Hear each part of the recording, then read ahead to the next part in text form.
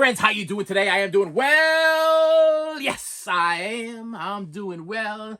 And I got a box in the mail today of something that I already have, but I needed to upgrade because I'm out of control. No, I got a good deal on it, and it's not even an upgrade. It's just, well, it's kind of an upgrade. I'll explain once I open the thing up, and I'll tell you why I got it. But it has to do with this.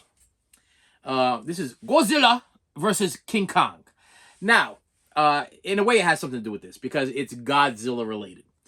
I gotta tell you, Godzilla was part of my childhood creature double feature, Channel 56. Every Saturday morning, they would always show something, and then it would be, you usually get a Godzilla, and then you get some other show. Sometimes it'd be Godzilla back to back, or Godzilla, or Mothra, or whoever it might be. It was part of my childhood. So I kind of grew up on Godzilla, but then I reached a certain age and I just stopped watching any Godzilla stuff.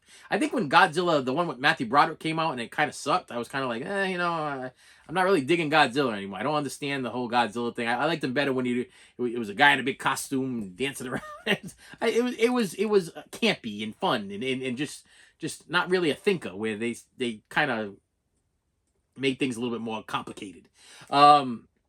But yeah, this thing right here, I ended up watching the other night after complaining about it, I think on one of my other channels there. I was trying to figure out why Godzilla's all of a sudden wearing the Infinity Glove. Did he get it from the guy that can't remember his name? Yeah. And you guys are all gonna be like, that's my favorite character. You can't remember what his name is. The guy with the Infinity Glove. The purple guy. Was he purple? The purple guy with the Infinity Glove. The guy that kept losing his stones or whatever, and they made the whole Avengers franchise about him. Yeah, that guy. I was trying to figure out why, how King Kong would get a glove. I didn't get it.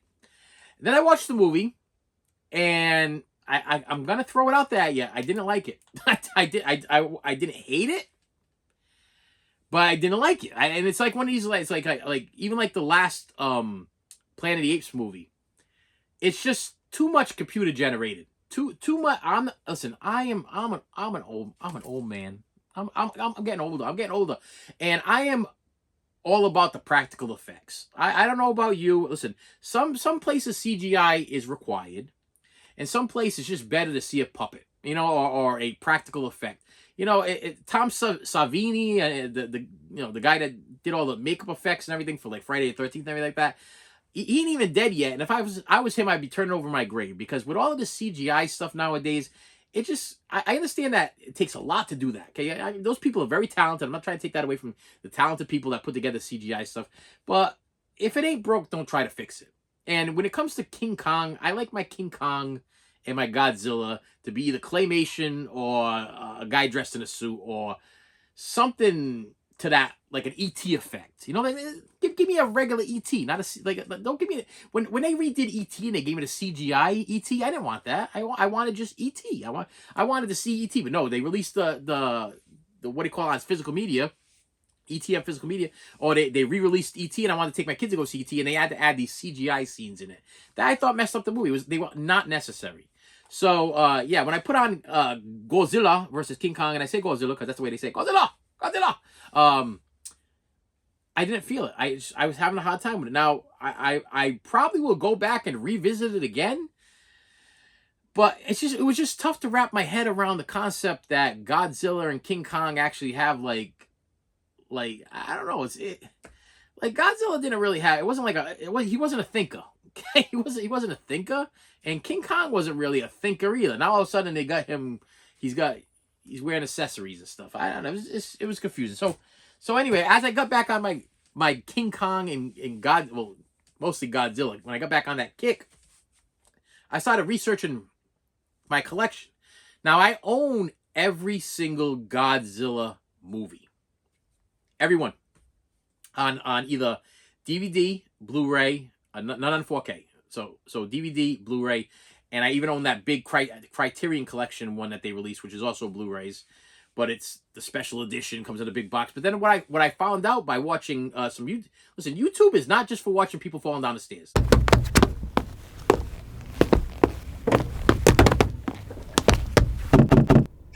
Let's get that quite clear. it's educational. Okay, you learn about stuff. When I want to learn about something, I go to YouTube. And I teach you guys stuff, but I go on there and I try to learn stuff myself. Guys like Richard Diaz or Durant Cinemas or Born to Be Rad or whatever, they teach me things. So I was going on and I was trying to figure out a little bit more about Godzilla. And what I found out was that that big, it's not even a box set, it's actually a book that I have, the Criterion book. Most of them are not in English. They don't have the English dubbed vocals, which as a kid growing up watching the Creature double feature, I was definitely not reading my Godzilla. Okay, I was listening to the mouth not matching with the movie because it was an American voice over a Asian or is it what's I want to give the proper is it Cantonese? It might be Cantonese or whatever. So it was English voice over a Cantonese dialogue or whatever, and nothing matched up, and that's how I remembered it. That's what I wanted to see. But for some reason, the sets that I have, some of them are English, and then some of them in that box set are strictly in a foreign language, and so I would have to read the subtitles through the whole thing, and I'm like, I'm not doing that. I'm not doing that. So with doing some research in this box from Randy Sofer from San Jose, California. Thank you, Randy. I already opened the box anyway, by the way.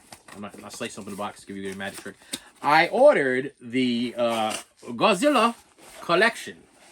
Now, what makes this Godzilla collection, to me, I think superior to the that big Criterion collection, is that these all have English dubs. They all have English dubs on them. And to me, that's important. It is. I'm lazy. I don't want to read. Okay, if I wanted to read, I buy a book, and I don't buy books because I don't read unless it's a Taylor Swift picture book that I can just look at the pictures. But besides that, I'm not reading nothing. I don't do that reading thing. Even the Criterions, they give you those little books to read in the Criterion collections. I ain't reading those books. I thumb through them, look at the pictures, I put the book back away. That's it. I'm not reading. So I'm not gonna sit there and read a movie. Okay, this is why I have problems with movies like Schindler's List. This is why I have problems with movies like what's the other big reading movie there that there's been a couple of movies I'm sitting there and I'm like, I'm just reading way too much. I should not be. Schindler's List popped in my head because I'm like, it's a good movie if they would have just overdubbed it in English. And maybe that's sacrilege. Maybe you guys are like, holy crap, buddy. You just said that you wanted Schindler's List overdubbed in English, and this the whole idea of the movie was, I get it. Okay, I get it, but I don't like to read. And and I didn't want to read Schindler's List, and I didn't want to read when Tony Montana speaking in a different language either. I'd rather have him just speak his different language and try to imagine what he's saying. You know what I mean? I don't know. A little strange. I mean, but then again, some movies are just like little pots you have to read, and I'm fine with that. Like if it's like they go to like a different country and they say hello or something in a different dialogue or whatever, and it lasts for like maybe about 5 minutes, that's fine. But if the whole entire movie is me just reading and reading and reading, no, that's not the movie for me. But this is what I got. I got the Godzilla collection, includes the original uncut Godzilla. Now, there it is. Look at it. Look at this. And this is, I did not buy this just because, not only because I wanted the English dub, but it's a pretty box set. I'm sorry, I'm gonna throw it out there. It's a pretty box set, and I got a really good deal on it. Now, there's different variations of this box set. It's been released 3 times. This is the first release. First release. Second release was a box that had slits over here on the side, and you could pull all the discs out of the side. And then the third release was those clamshell cases that they stacked the discs on top of them, and I was like, I don't want that one. That's the one I definitely don't want. And the other one with the side open, I was like, if I have to, I will. But I prefer to be able to do this. Oh, you see what happened there? It was Godzilla. Yeah, I took the top off. Godzilla. And what's in here is so cool. Now, luckily, I've re-cleaned my area over here, so I'm able to put some things over here, so I can pull these things out. And actually, I'll do it this way so you can see it. The first one we get out of here is the original Godzilla. This is Godzilla, but it's called I'm gonna mess this up. Gojira. I hope I'm saying that right. Gojira. This is cool because if you open it here. Oh, hear that crack? That's a crack of a brand new These are actually DVDs. These are DVDs, not even Blu-rays. These are DVDs. It came with a book. So let's see what the book has to offer here. Let me see. We got pictures here. Pictures of Godzilla. Let's see. Yeah, we got some pictures in there. Am I going to read that book? Hell no.